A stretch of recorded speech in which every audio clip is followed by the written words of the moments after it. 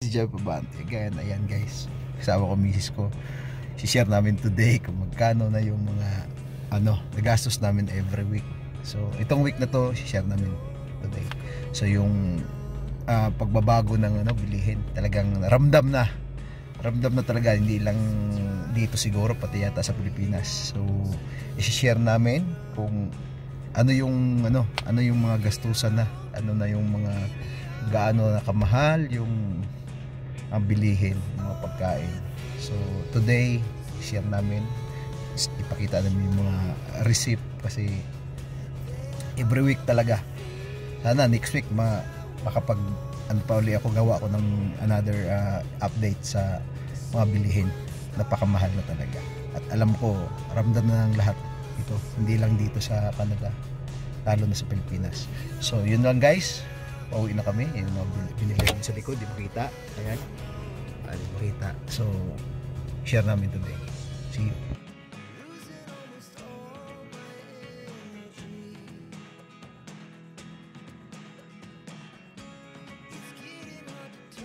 Miss ko. So ayan ang mga resibo. Ayan. So makikita naman. Ano itong nakalagay? Walmart. No Frills at Dollarama.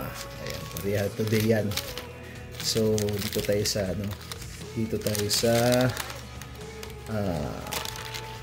No Frills. Ito yung kahaba lang ayan. Ayan. So nakalagay dito is $219.10 nabili namin. So day to day it's 2023 1203. So 3 ng month ng December. So next is Walmart. Ayan, maliit lang ang Walmart. Pero ito po ang binayaran namin is 93.51. So date pa rin, this is the same. So ito 12/03/23. Ayan. Tapos yung kabila, itong Dollarama, maliit lang din, $29.93. Same date siya, 23/12/03. So yun guys, pag tinutal natin ito lahat, and guys, share lang namin ito dahil hindi lang dito yung mahal na ang bilihin. Yung mga bilihin na sa likod. Ayan. So konting-konti lang, way back 2 years ago o 1 year ago, laki ng pinagbago. So ang nagastos namin today dahil yung Walmart namin is 219.10, tapos yung no Frills pala yun, tapos Walmart namin is 93.51, tapos yung Dollarama namin is 29.93. So total siya ng 342.54 ang nagastos namin today. So yun, napakaliit lang, konting-konti lang talaga yan. Makita nyo, napakakonti. So laki ng inflation pagdating sa convert to peso, sa pagkain ngayon. Nakakakaano na, hindi ganun kadali. So kung i-convert natin sa Philippine money yan, yung 342.54 sa 41 lang ngayon, 41 lang palitan ngayon. So nasa 14,044 dollars and 14 cents. So ganun siya isang gastusan lang sa isang linggo. So every Sunday talaga yan, bibili kami. Hindi man pare-pareha, minsan mas konti, minsan mas marami. So para magkaroon lang na idea yung mga nasa Pilipinas din, yung mga gusto mag-abroad, na nakala nila na napakalaki ng income namin. So ganun din kalaki yung aming gastos. Hindi pero wala naman kami ibang binili kundi pagkain lang. So sa panahon ngayon, yung inflation talaga napakataas. Ang laki ng pinagbago. 'Di ba nung mga panahon na dumating ka, mas pag bumili tayo, marami. $100. Marami na, ang napupuno mo na yung trolley. Ngayon, kita mo, kakunti-kunti. So yun guys, bakit namin share ito? Para alam din ng naghahangad na sa Canada na akala nila napakadali lang ang buhay dito. Mahirap din ang buhay namin dito. Kung ano yung mga ginagastos namin, halos pareha lang. Isipin mo, gagastos ka lang sa isang araw. Sa isang linggo pala. So, kung convert mo sa Philippine money, pakalaki. So, bakit ito na i-share?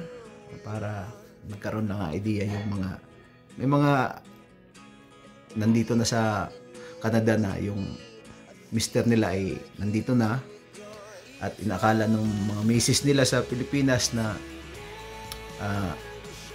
okay ang dito ang gastusan, okay yung mga pagkain, mahal din. So hindi din ganun kadali para magkaroon ng idea yung mga misis nyo nasa Pilipinas, kasi ganun dito dati. padala mo na yung yung gastusin, dahil ang dami daw gastusin. Siyempre yung mga naghahanap buhay din naman dito na mga mister o kung sino man ang nasa abroad, hindi naman ganun kadali. Dapat maintindihan niyo yung mga bagay na yun, na gumagastos din sila, hindi naman free ang dito. Hindi pa kasama, pagkain pa lang yan guys, yung sinishare namin sa inyo ngayon. Hindi pa kasama dito yung gas. Hindi, renta ng ang dami pang pwedeng pag-usapan. Hindi, sa isang linggo yung gas. Yung gas pa, gas ng sasakyan. So yung basta may mga insurance, mortgages, ang dami guys, ang dami. Para magkaroon lang kayo ng idea bakit sinishare namin ito. Dahil marami naghahangad ng Canada. Wow, Canada. Hindi scam, pero scam. Ano ba yun? Maraming may mga ganong may mga ganong topic sila. So na-share lang namin ito baka para sa mga misis o mga kamag-anak yung gusto mag-Canada, hindi po ganong kadali. Napaka mahirap din. Kumbaga, parang sa bagay, maganda lang dito dahil may trabaho, di tulad sa Pilipinas na ang hirap maghanap ng trabaho. Helper ka lang, kailangan graduate pa ng college. Di ba? Parang masakit para sa natin dyan. So, sinishare lang namin to na nagtaas na po, ang taas ng inflation ng pagdating sa ngayon, mga bilihin. So, way back 1 year o 2 years. 2 years na biglang talagang bulusok pataas yung yung mga presyo, talagang sobra. So sa mga naghahangad na mag-Canada, so naghahangad na mag-abroad, hindi po ganun kadali para sa kasi ang akala kasi pag sinabing Canada, wow, more money, maraming pera, pero hindi nila alam yung mga gastusin, hindi nila alam kung ano ba talagang ginagastos ng mga nakatira doon. So, i-share namin to. Meron pa tayong kasunod na i-share, pero ito lang muna, huwag nating pahabain dahil mahaba masyado yung kwento ko. So, buhay Canada, buhay nag-abroad, hindi po ganun kadali. So, yan. 1 week lang namin yan. 1 week lang namin yan. Hindi pa tayo bumili ng mga damit-damit. Siyempre kailangan rin naman bumili ng para sa amin, pero wala tayo ngayon. So yung pagkain lang yan. Next week update ko kayo uli.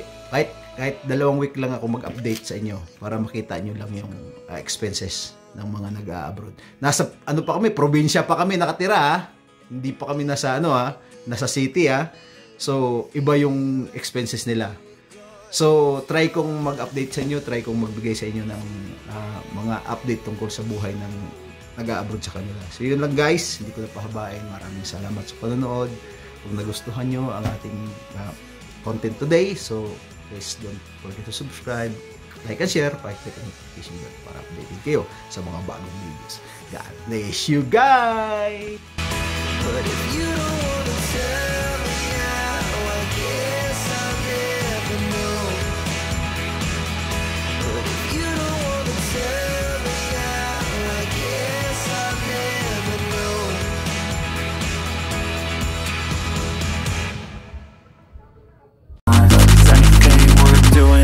Cause I'm a